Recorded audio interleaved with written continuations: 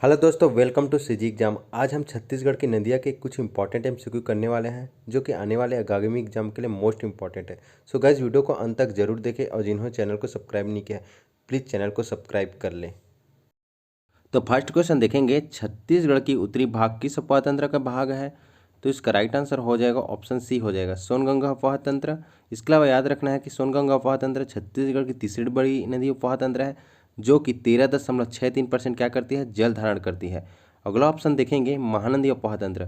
जो महानदी अफवाह तंत्र है वो छत्तीसगढ़ की सबसे बड़ी अफवाह तंत्र है। इसके अलावा याद रखना है कि यह अफवाह तंत्र क्या है, लगभग 56.15% क्या करती है, जल धारण क्षमता करती है और इसकी जो ढाल है वो पूर्व की दिशा है। अगला ऑप्शन देखेंगे, गोदावरी अफवाह तंत्र। जो गोदावरी अफवाह तंत्र है वो छत्तीसगढ़ की दूसरी बड़ी अफवाह तंत्र है जो कि दक्षिणी भाग में स्थित है, जिसकी जल धारण क्षमता कितनी है, 28.64% है। तो ये सभी को आप लोग को अच्छे से याद रखना है। सेकंड क्वेश्चन देखते हैं, निम्नलिखित में से किस नदी का उद्गम सिहावा पर्वत से हुई है? तो इसका राइट आंसर हो जाएगा ऑप्शन ए हो जाएगा, महानदी। महानदी को उद्गम सिहावा पर्वत धमतरी से हुई है और जो इसका विसर्जन है वो कटक उड़ीसा बंगाल की खाड़ी में होता है। इसकी कुल लंबाई है 858 किलोमीटर, जबकि ये छत्तीसगढ़ में बहती है 286 किलोमीटर। इसलिए इसे छत्तीसगढ़ क्या कहते हैं, सबसे लंबी नदी कहते हैं। और यह छत्तीसगढ़ के मैदानी क्षेत्र में इसका क्या है, फैलाव है। तो ये सबको अच्छे से याद रखना है। अगला क्वेश्चन देखेंगे, महानदी को सतयुग में किस नाम से जानी जाती थी? तो महानदी को सतयुग में निरोधपला के नाम से जानी जाती थी, इसलिए इसका राइट आंसर ऑप्शन बी हो जाएगा। इसके अलावा याद रखना है कि महानदी को द्वापर युग में चित्रोत्पला के नाम से जानी जाती थी और इसे छत्तीसगढ़ के क्या कहते हैं, गंगा या जीवन रेखा भी कहते हैं। अगला क्वेश्चन देखते हैं, शिवनाथ नदी पर स्थित तटीय स्थल है? तो ऑप्शन ए है दुर्ग, नांदघाट, मतकुदीप, उपरोक्त सभी। तो इसका राइट आंसर हो जाएगा ऑप्शन डी हो जाएगा, उपरोक्त सभी। अब देख लेते हैं शिवनाथ नदी के बारे में कुछ डिटेल देख लेते हैं। शिवनाथ नदी का जो उद्गम हुआ है वो गोटरी गांव, गढ़चिरौली, महाराष्ट्र से हुई है और जो इसका विसर्जन है वो शिवनारायण के समीप कहाँ होता है, महानदी में होता है। इसकी कुल लंबाई है 290 किलोमीटर, इसलिए इसे छत्तीसगढ़ में बहने वाली सबसे लंबी नदी कहते हैं। और इसकी जो सहायक नदी है वो है आमनेर है, हॉफ है, मनियारी है, अरपा है, लीलागर है, तांदुला है, खारून है। तो ये सभी को आप लोग को अच्छे से याद रखना है और पढ़ना है। अगला प्रश्न देखेंगे, मिट्टी निर्मित बांध किस नदी पर स्थित है? तो मिट्टी जो निर्मित बांध है वो खरखरा नदी पर स्थित है, इसलिए इसका राइट आंसर ऑप्शन डी हो जाएगा।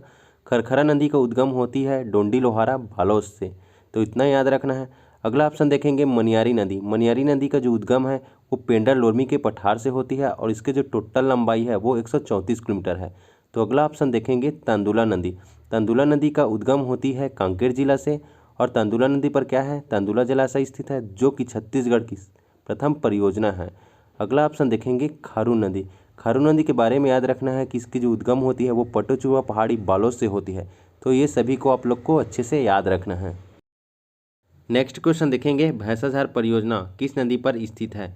तो इसका राइट आंसर हो जाएगा ऑप्शन ए हो जाएगा, अरपा नदी। अरपा नदी के बारे में देखते हैं। अरपा नदी का उद्गम होती है खोडरी खोंसरा पहाड़ी से और विसर्जन होती है शिवनाथ नदी में। लंबाई है 100 किलोमीटर। तो अगला ऑप्शन देखेंगे, खारंग नदी। खारंग नदी के बारे में याद रखना है कि यह अरपा नदी की क्या है, सहायक नदी है जिस पर खूटाघाट या संजय गांधी परियोजना स्थित है। तो अगला ऑप्शन देखेंगे, लीलागर नदी। लीलागर नदी के बारे में याद रखना है कि इसका उद्गम होती है कोरबा जिले से और विसर्जन होती है शिवनाथ नदी में। इसकी जो टोटल लेंथ है 135 किलोमीटर और इस नदी पर क्या है, मल्हार शहर स्थित है जिसे सरबपुरी वंशी राजा प्रसन्न माता द्वारा बसाया गया है। तो इतना याद रखना है। अगला ऑप्शन देखेंगे, तेल नदी। तेल नदी के बारे में याद रखना है कि इसका उद्गम देवभोग गरियाबंद से होती है और यह महानदी की एक सहायक नदी है। अगला क्वेश्चन देखेंगे, पैरी नदी कहाँ से निकलती है? तो जो पैरी नदी है वो भाद्रीगढ़ पहाड़ी से निकलती है, इसलिए इसका राइट आंसर हो जाएगा ऑप्शन सी हो जाएगा। जो पैरी नदी है उसमें क्या है, सीकासार परियोजना है। इसके अलावा याद रखना है कि 2006 से 7 मेगावाट का क्या हो रहा है, विद्युत उत्पादन किया जा रहा है। तो अगला ऑप्शन देखेंगे, सोनबेरा का पठार। सोनबेरा के पठार से जोक नदी का उद्गम होती है और शिवरीनारायण के निकट क्या होती है, महानदी में विसर्जन हो जाती है। अगला ऑप्शन है रदन की पहाड़ी। तो रदन की पहाड़ी से याद रखना है कि लाल नदी का क्या होता है, उद्गम होती है और चंद्रपुर में महानदी में विसर्जन हो जाती है। इसके अलावा याद रखना है कि लात नदी, मान नदी और महानदी का त्रिवेणी संगम होता है चंद्रपुर में, तो इसको भी आप लोग को याद रखना है। अगला क्वेश्चन देखते हैं, साराडी बैराज किस नदी पर स्थित है? तो इसका राइट आंसर हो जाएगा ऑप्शन डी, महानदी पर स्थित है। इसके अलावा याद रखना है कि महानदी पर Samoda barrage, Shivrinarayan barrage, Basantpur barrage, Mironi barrage, Kalma barrage ये सभी स्थित है, तो इसको भी आप लोग को याद रखना है। अगला क्वेश्चन देखते हैं, छत्तीसगढ़ और महाराष्ट्र राज्य की सीमा रेखा का निर्धारण करने वाली नदी है? तो इसका राइट आंसर हो जाएगा ऑप्शन सी बाघ नदी। बाघ नदी के बारे में देखते हैं कि इसकी उद्गम होती है कुल्हारी पहाड़ी राजनांदगांव से और वेनगंगा नदी के माध्यम से गोदावरी नदी में मिल जाती है। तो इतना आप लोग को याद रखना है इसके बारे में। अगला ऑप्शन देखते हैं मांड नदी। मांड नदी के बारे में देखना है कि इसका उद्गम होती है मैनपाट सरगुजा जिले से और विसर्जन होती है चंद्रपुर में महानदी में।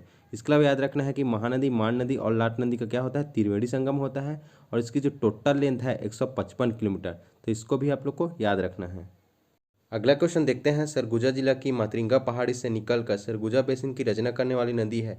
तो छुरी मातृंगा की पहाड़ी से कौन सी नदी निकलती है? तो रिहन नदी निकलती है, इसलिए इसका राइट आंसर हो जाएगा ऑप्शन सी हो जाएगा। रिहन नदी के बारे में याद रखना है कि जो रिहन नदी है वो कहते हैं सरगुजा की जीवन रेखा कहलाती है और इसकी जो टोटल लंबाई है वो 145 किलोमीटर है। इसके अलावा याद रखना है कि गोविंद वल्लभ पंत जलाशय स्थित है जो कि उत्तर प्रदेश के मिर्जापुर शहर में स्थित है। अगला जो ऑप्शन देखते हैं कन्हान नदी।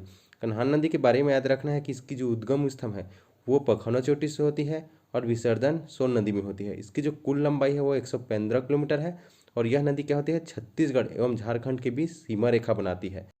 अगला ऑप्शन देखते हैं नारंगी नदी। नारंगी नदी के बारे में याद रखना है कि यह नदी क्या है इंद्रावती नदी की सहायक नदी है और यह कोंडागांव शहर पर स्थित है। तो अगला ऑप्शन देखते हैं नयूर नदी। नयूर नदी के बारे में याद रखना है, ये मोस्ट इंपॉर्टेंट है। यह नदी क्या है मध्य प्रदेश एवं छत्तीसगढ़ के बीच सीमा रेखा का निर्धारण करती है। तो इतना आप लोग को याद रखना है। अगला क्वेश्चन देखते हैं छत्तीसगढ़ के छत्तीसगढ़ों को कौन सी नदी दो भागों में बांटती है?